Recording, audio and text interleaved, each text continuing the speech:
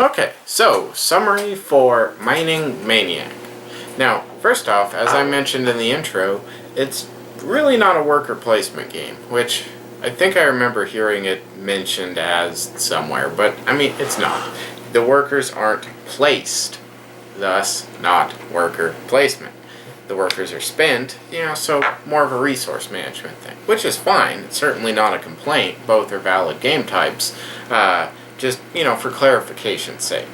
Now, what it does very, very, very, very well is creating kind of a fast-paced, frantic, almost party-style atmosphere with a lot of, screw you, take that kind of moments. But in a more lighthearted kind of way than something like, say, Werewolf or something like that. No one is dying here. It's just like, I was going to sell my gold for $3, you jerk.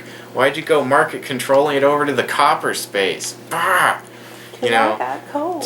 It screw you in a fun, silly, mildly irritating kind of way, as opposed to the, geez, you just completely screwed me kind of way. Like Kalis? Well, Kalis is... No, we're not going into Kalis. This is not the summary for Kalis. Suffice it to say we adore Kalis, but we consider it the angriest Euro on the planet. Anyway, not the summary for Kalis. So, it also has a wonderful tactical element to it. Since the available mind spaces, and the available character roles are shifting constantly, you never know from turn to turn what options you're going to have. So you have to kind of, hope for the best and prepare for the worst. Keep on your toes. Yes, the winner of this game is probably going to be the person who rolls with it the best, who's able to adjust on the fly. Now, what this game isn't is at all strategical. There is no advanced planning really available in this game. I can't even remember the amount of times the person before me in the turn order has, flipped up something and not purchased it, and I've been like, I'm gonna grab that, and then I roll the dice and nope, never mind, no longer available, so this one. Which is definitely fun in its own right, just don't come into this expecting something where, you can sit there and plan out your turn and, track the market and where the price is going to be, which to a degree you're kind of doing, but at the same time, that market controller has a nasty habit of showing up right when you really don't want it to. Just snatching that big, fat bounty right out from under you.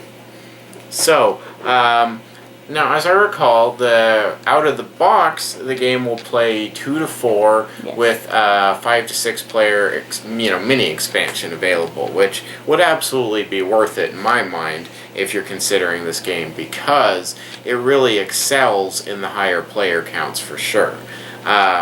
It's not bad with 3 people, and it's okay with 2, but 3, good, 4, very good, 5 and 6, woo! Now, the one major gripe we have with the game is that it feels like it goes on a lot longer than it should for what it is. But the solution is insanely easy, since the incident cards are a timer. Just blindly remove however many incident cards you deem appropriate. Game is shorter, plays to the perfect length, everybody happy. And we love the art styling for this. It absolutely fitting for what it is, the kind of game, the feel, and the vibe. The one thing that drives me nuts is the box cover. I don't know, something about that blue, I don't know. You rubbed me the wrong way, blue. Which, is aesthetics. I thought it was the stars and clouds that bothered you. I think those could work on a darker background. It's that light pastel blue that's... What about this color? Seafoam green. Oh, I love that color blue. That color blue works great. But no, that's all just personal aesthetic. If you like the look, you like the look. If you don't, you don't. And you're not playing the box anyway. So, I guess you could maybe use the box as like a little table to...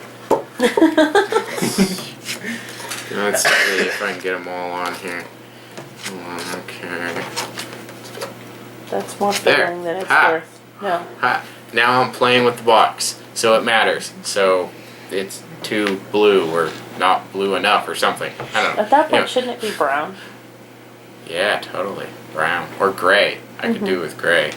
But not like too gray because it'd blend with the raw. I don't know. Anyway, minor goofy little nitpicks. But no, the components definitely seem good, especially for the price, which I believe it was like 25 bucks, 30 bucks, something like that on Kickstarter, which, I mean, for the components, absolutely. So you like the look of the gameplay, definitely consider checking out the project page, seeing what you think. And this is a fairly well-established company as I understand it, so, whatever comes of the Kickstarter, I definitely would expect to see it at retail, at some point, so definitely something to consider. Yeah, I think that about sums it all up right there. Anything I'm missing? Thoughts? No, I enjoy it. All right, so that was Mining Maniac. Wow, thought just completely fell out of my head. That was Mining Maniac. Computer? I'm getting to that. Okay. Don't hassle me, woman. I just thought I'd prompt your thoughts. Anyway, so hopefully the video helped you out a little bit, helped you make up your mind one way or another. Until next time, get off your computer, play some more games.